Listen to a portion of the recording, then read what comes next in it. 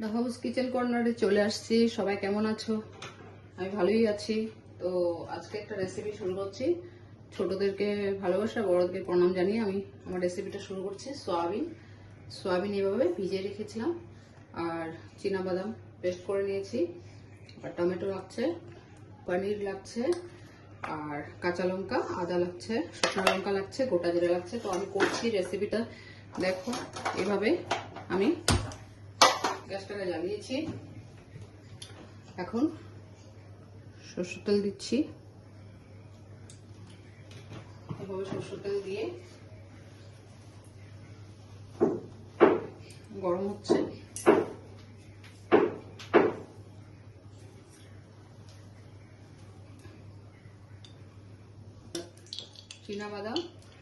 বাদামকে আর কাঁচা লঙ্কা, আদা আর গোটা ধনিয়া, গোটা জিরা দিয়ে পেস্ট করে নিয়েছি। ঠিক আছে, মশলাটাকে এভাবে বানিয়ে নিলাম। এভাবে গোটা ধনিয়া নিয়েছি আর গোটা সাদা জিরা দিয়ে পেস্ট করে নিয়েছি। আদা, কাঁচা লঙ্কা, গোটা ধনিয়া, গোটা জিরা দিয়ে আমি এটাকে পেস্ট করে নিয়েছি বাদাম। তাহলে এখন আমার তেলটা গরম হয়ে গেছে।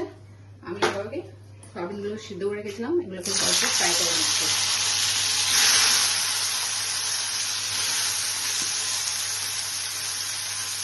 ফ্রাই করে তুলে নেব। এভাবে তেলে দিয়ে অল্প ভেজে নিচ্ছি।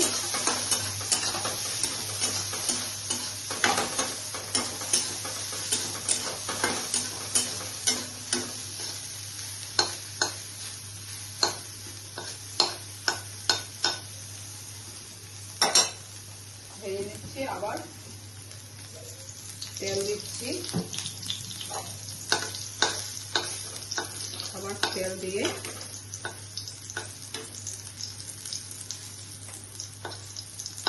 তেলটা গরম হচ্ছে। আবার তেল দিয়েছি, তেল দিয়ে পনিরগুলিকে দিয়ে দিচ্ছি।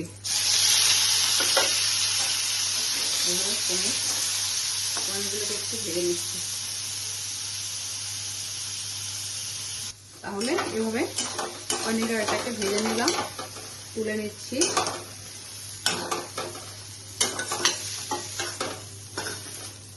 এভাবে তুলে নিলাম। তুলে নিয়ে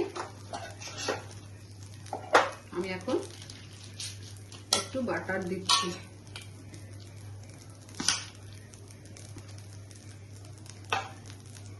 এভাবে একটু বাটার দিয়ে দিয়েছি।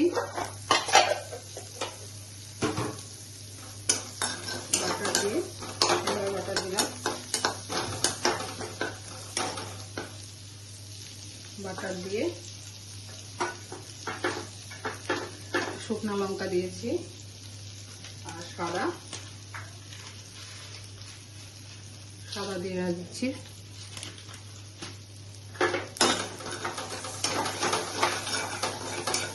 এভাবে দিয়েছি, দিয়ে এখন টমেটোগুলি দিয়ে দিচ্ছি।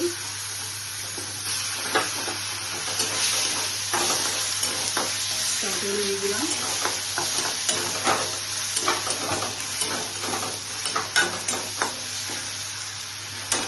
টমেটো দিয়ে দিয়েছি, দিয়ে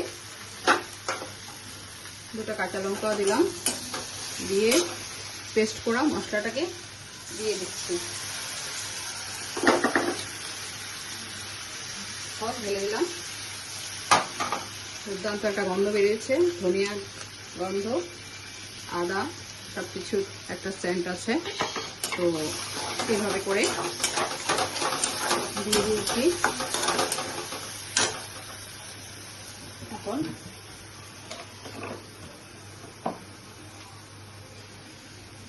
নুন দিচ্ছি, নুনটা বুঝে দেবেন, বেশি হলে একদম বাজে হয়ে যাবে রেসিপি। নুন দিলাম, দিয়েছি, হলুদের গুঁড়া দিচ্ছি,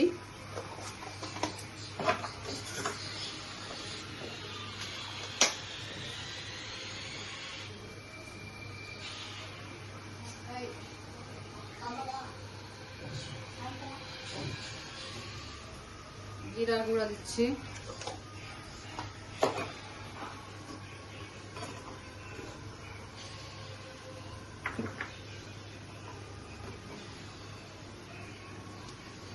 এভাবে সব মশলা দিয়েছি। দিয়ে কাশ্মীরি কালার মরিচ দিচ্ছি,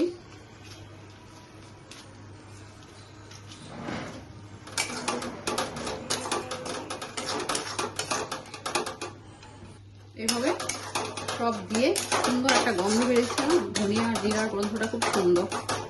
আদা এভাবে দিয়ে আমি এখন পনির আর সয়াবিনটাকে দিয়ে দিচ্ছি।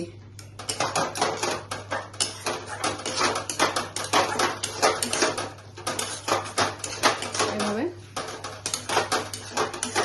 বাটার করেছে, তার জন্য আলু সয়াবিনটা ভালো হয়েছে।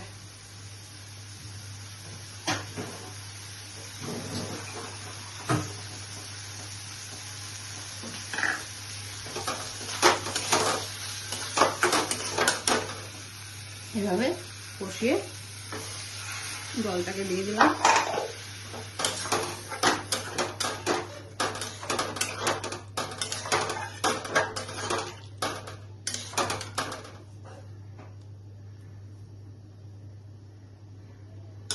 এটাকে 10 মিনিট ঢেকে রাখবো, তারপরে নামিয়ে নেব। দেখি কেমন হয়েছে।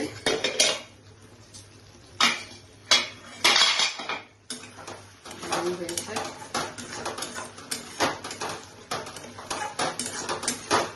খুব সুন্দর কালার, এটা সেন্ট সুন্দর হয়েছে। যা ছিল আজকে পনির কম ছিল, তাই সোয়াবিন পনির দিয়ে একটা সুন্দর রেসিপি দেখিয়ে দিলাম। অবশ্যই বাড়িতে করে লাইক কমেন্ট করে আমাকে জানাবে কি সুন্দর রেসিপিটা।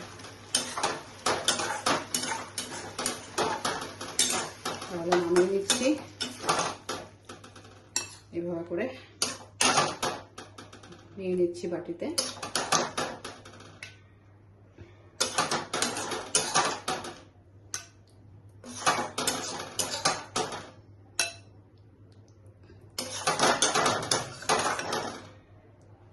অল্প জিনিস দিয়ে চটপট একটা রেসিপি হয়ে গেল।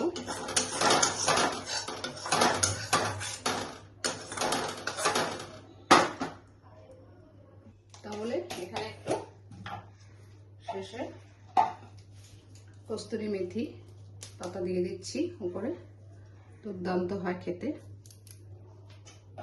তাহলে আজকে আমার রেসিপিটা এখানে আমি শেষ করলাম। অবশ্যই বাড়িতে করে লাইক কমেন্ট করে আমাকে জানাবেন। রেসিপি দেখার জন্য অনেক ধন্যবাদ, আমার পাশে থাকার জন্য। তাহলে আজকে আমি রাখছি, বাই বাই, থ্যাংক ইউ।